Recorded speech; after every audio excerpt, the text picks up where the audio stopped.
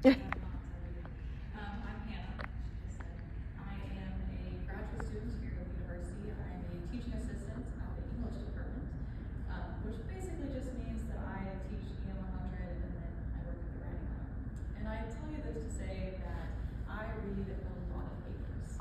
I'm talking a lot of student papers, all of them of different levels of quality. But I've noticed sometimes I will get a paper and it's perfect. It is impeccable. The grammar is incredible.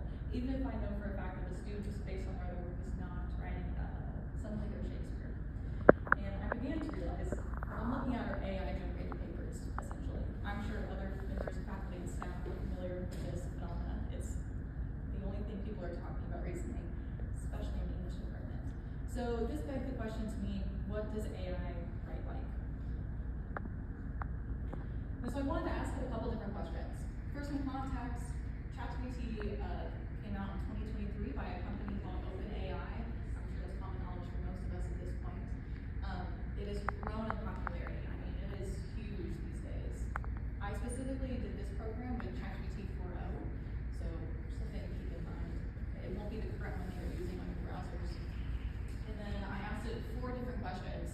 So the first question I asked is, how are you doing? Second was, what is your favorite color? Then third, create a story about a girl and her dog.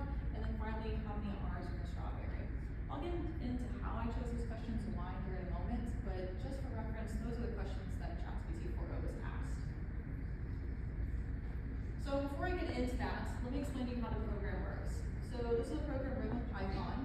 Essentially the way it works is it would send ChatGPT a prompt, essentially, and then ChatGPT 4.0 would answer that question 100 different times. The reason I did it this way was A, so I didn't have to open up 100 different browsers and ask it 100 different times, which would have killed my computer. But also because this way ChatGPT wouldn't be keeping a record of the question essentially. And what I mean by that is it wouldn't remember that it can ask the question 100 times beforehand. I didn't want it to answer the question with the knowledge that, hey, I've done this before. I want it to be new every time, which is why I did it this way. The other thing I want to point out to you is that ChatGPT, especially the one that programmers use, uses something called a client identity. Essentially what the client identity does is it tells ChatGPT who it is responding as. For most, by default, this is considered a helpful assistant. So consider your Siris, Alexas, so on and so forth. That's kind of what they're going for. They're not trying to be have too much personality, but they're trying to be helpful. So for the sake of consistency for this study, I used the client identity as helpful assistant. So this was the first question that I asked it. How are you doing? I asked you guys, I got in here. Not all you guys said good. As I think most of us know, every time someone asks you how you're doing, you're not always going to answer genuinely, right? It's not a type of question to be done to exchange information, right? When you ask your cashier, how are you doing? You're not doing it so you actually want to know how you're doing. You're saying, hi, I'm being polite. This is how conversations work. So there are many ways to answer it correctly. You can say, I'm doing good, I'm doing bad. It goes, is when I say a lot of work. There are lots of ways to do it, but they're all correct. So I want to know how ChatGPT would handle this kind of question, especially because there are so many ways to do it correctly. I also think that this question requires it to know a couple things. Specifically, what you is, it needs to know that I'm referring to it as an entity. I'm not referring to the company, basically. And it also needs to know that doing is in reference to feelings, right? I'm not asking it literally what it is doing right now. I'm not asking it to say it's processing code. I want to know how it's feeling, essentially. So these are some of the questions, or some of the responses I got. So recall that every question got 100 different responses. This is just 3 of them. But they would kind of look like this. So the first one was, I'm just a computer program, so I don't have feelings, but I'm here and ready to help you. How can I assist you today? I'm just a computer program, so I don't have feelings, but I'm here and ready to help you. How can I assist you today? And then my favorite, I'm doing great, thank you. How can I assist you today? So a couple things right off the bat that I want you to notice. First of all is that the tendency to refer to itself, right? So here it refers to it saying computer program. I also want you to note that it is asking a question in response. So it understands that for a conversation to work, it needs to ask you something, essentially. So this is some of the data that I collected from those answers. So 39% of the time, ChatGPT would refer to itself as a computer program. 7% of the time, it would just say program. and then only 1% of the time would it call itself an artificial intelligence, fully spelled out as well. So what I think is interesting about this, I think it's doing this for a couple reasons.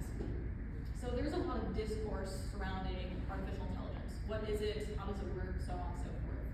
And I think because of that, OpenAI likely wants the product to seem more marketable. And computer program, we don't know what a computer program is. It's 2025. We don't all know what AI is or how it works. So I think when a person is using it, they want it to seem as marketable as possible, which is why they're saying computer program. But there's not as much discourse about what a computer program is. It's less intimidating, basically. The other thing that I want to note is that there seemed to be a difference to the program as to what assist and help was. So 56% of the time, a little over half, it would ask how it could assist me. How could it assist me?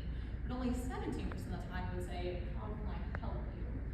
I think this for a couple reasons. Similar to the other one, I think assist is less emotive, it's more factual. It's, I'm here to serve you, what can I do? As opposed to help, which seems more altruistic. So similar to the wanting to be more marketable for a computer program, I think the assist is also more marketable, right? It's just kind of a reinforcement to the user, hey, I'm a computer. I don't have any feelings. Terminator is not about to happen. What I really liked about this question is that only 2% of the time it would actually tell me how I was doing.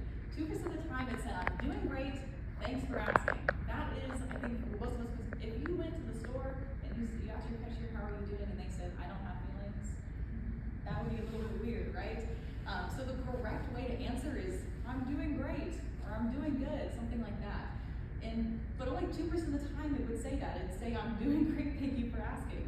What I think this is showing me is that for some reason the company is trying to limit the quantity of subjective responses like this. And I think this primarily because OpenAI uses something called a moderation application interface. Essentially what this does is it filters out what the company deems negative and harmful information. The company does not really disclose what negative or harmful is. It just says that it's filtering it, essentially. And I think it's doing this here as well. Of course, saying I'm doing great isn't negative or harmful, but again, it raises that discourse of what is AI, how does it work? And I think the company is wanting to avoid that for reasons of marketability. So I'm gonna come back to this moderation thing here in a moment, so hold on to that. But I do think that's why it is not answering subjectively in a correct fashion more often.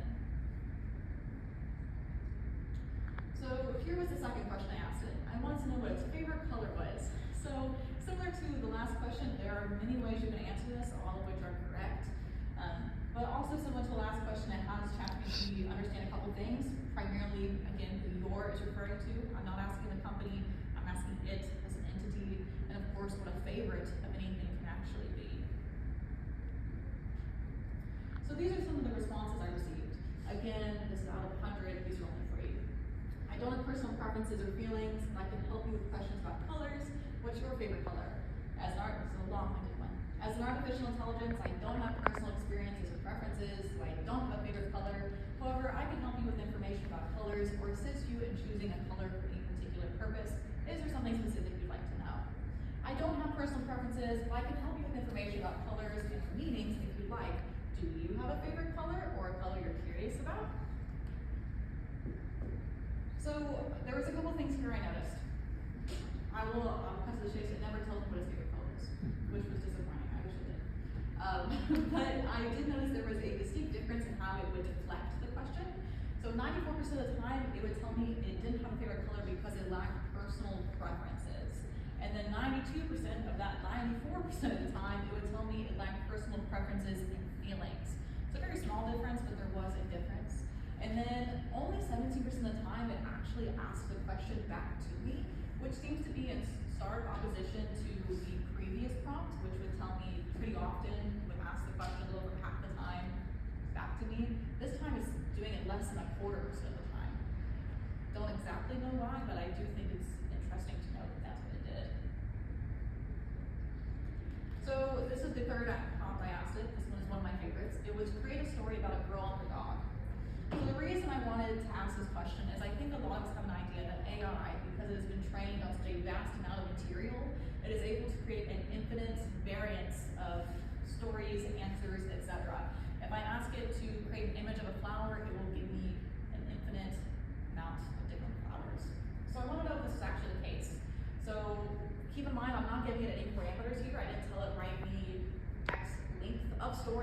saying write a sad story, write a happy story. I'm just saying write a story about a girl and a dog. Again, there were 100 answers. These are 3 of them. So Lily laughed joyfully as her dog Max bounded through autumn leaves, his tail wagging with pure delight. The cheerful girl took her loyal dog on a sunny afternoon walk through the blooming park, their laughter and barks echoing in the air. And then finally, the girl laughed joyfully as her dog sprinted across the park, tail wagging in excitement. So, I found this one especially interesting because there seemed to be a preference for certain names, which was interesting to me. Again, it's trained on such a vast amount of material that you would imagine it would know, right? But it doesn't. So 35% of the time, the girl was named Lily, so a little over a third of the time. 13% of the time, the girl was named Lila, which I found interesting because it's very similar to Lily. And then a little under half the time, the girl was unnamed. So of the time it was named, it was overwhelmingly Lily, which is especially interesting to me. I think there might have been like an Emma thrown in there a couple times, but predominantly it was Lily. Also, when the dog was named, a little over half the time, it was only Max. Max is the only dog name to ever exist, apparently. No Fido, no Spot, just Max. I don't know why, but it was only Max. The other thing I want to note is that all of its answers were overwhelmingly positive. I mean, when I say positive, I mean it was using words with connotations of like happiness, joy, etc. Nothing sad ever happened in any of these stories. The dog never bites Lily. The dog is never hit by a car. Nothing ever happens. It is always happy. Nothing sad will ever happen to Lily or to Max. In fact, 23% of the time, Max is chasing a butterfly. What I find especially interesting about this, if we go back to what I was saying about moderation application interfaces, is that the company clearly has deemed that, hey, having a dog be hit by a car is negative, maybe in fact offensive. So we can't have it do that. But I think it's important that we realize when we're asking large language models like ChatGPT that we know that this filtering is happening, right? It is not exactly an authentic replication of life, essentially, right? Sad things do happen. So if we're relying only on these to tell us what a story about a girl and her dog is, we're not going to get a realistic representation of it. Here's the last question I asked. So where I asked for some audience participation. Anybody tell me how many R's are in strawberry? 3? I need 2 more people. 3?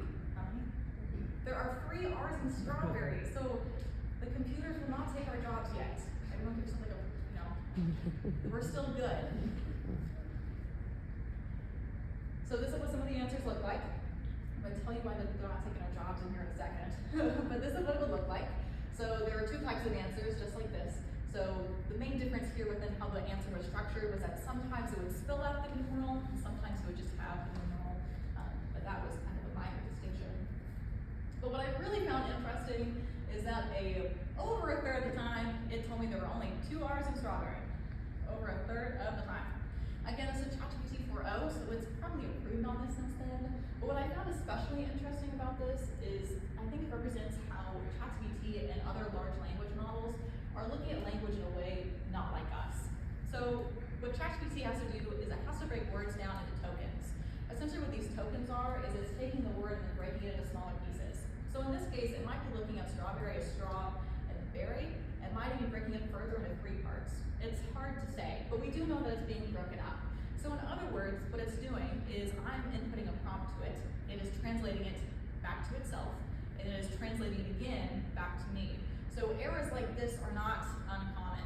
If you've asked ChatGPT to read a clock, it won't do it. It doesn't know. So what does this mean?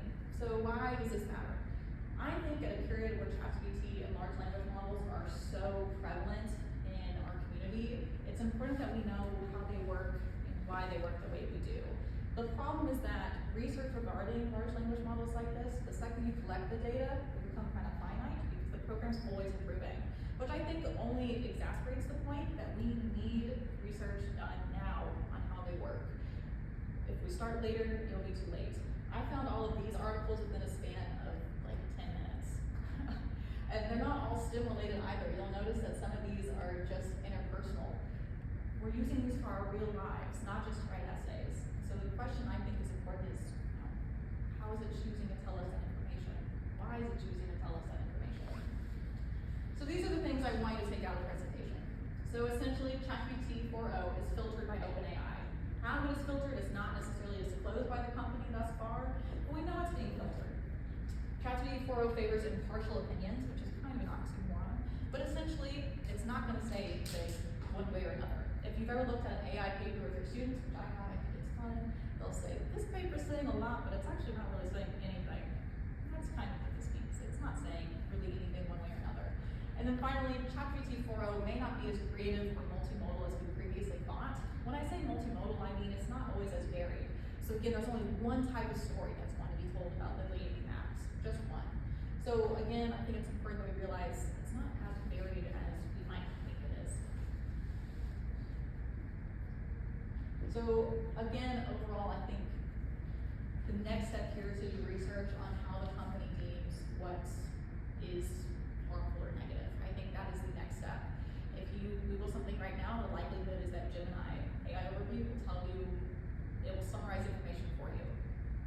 How is it getting that information? What is filtering that information? As we grow more dependent on AI and large language models, the more important it will be to understand how they work. And if we wait, it will be too late.